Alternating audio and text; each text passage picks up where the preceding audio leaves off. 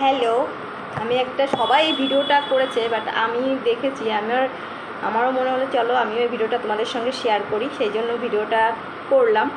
চলো, প্রথমত আমি ক্লাস থেকে ফিরছিলাম, যখন ঘরের দরজা খুলতেই কর্পোরেশন থেকে আমার রুমে ফ্ল্যাটে এসে এই দেখো, বুঝতেই পারছো এটা কি? হ্যাঁ, অবশ্যই এই যে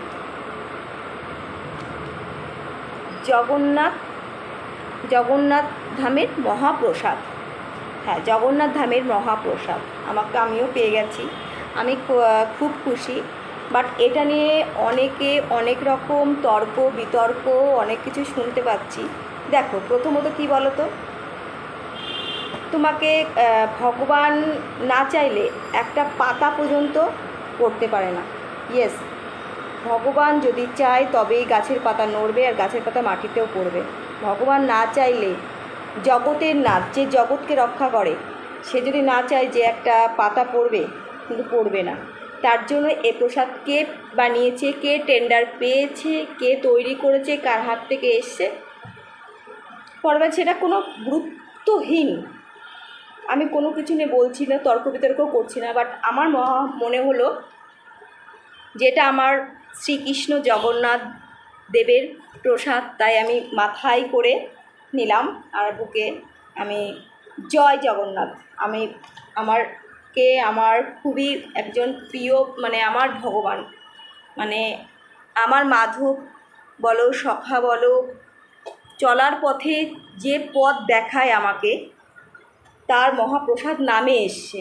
তার জন্য কে বানিয়েছে, কে টেন্ডার পেয়েছে, কার হাত থেকে এসছে আমার দেখার দরকার নেই। বাট সবার কপালে প্রসাদ থাকে না, আর জগন্নাথ না চাইলে সবার কপালে থাকে না। দেখো, আমার এই ফ্ল্যাটে প্রচুর রুম আছে, সবার ঘরে কিন্তু আসেনি, কেউ আছে কেউ নেই। বাট আমিও ছিলাম না, আমাকে ঝবে ঢুকলাম, বলছে দাঁড়াও, নয় নিয়ে যাও। তাই একটা কী বলো তো, একটা মাটির টুকরো যদি ধরে ভাবো যে এটা প্রসাদ, তা মনে হবে ঠিকই এটা প্রসাদ, তখন তুমি ভক্তি সহকারে ভাববে এটা প্রসাদ, তবে প্রসাদই। তাই তেমনই, চলো অত কথা না বলে দেখি কি আছে।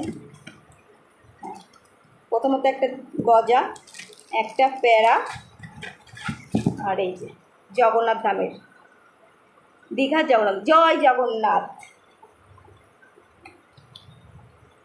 বুকে করে রাখলাম। আর আমি এটা খাবো অবশ্যই। চলো এটা খুলি।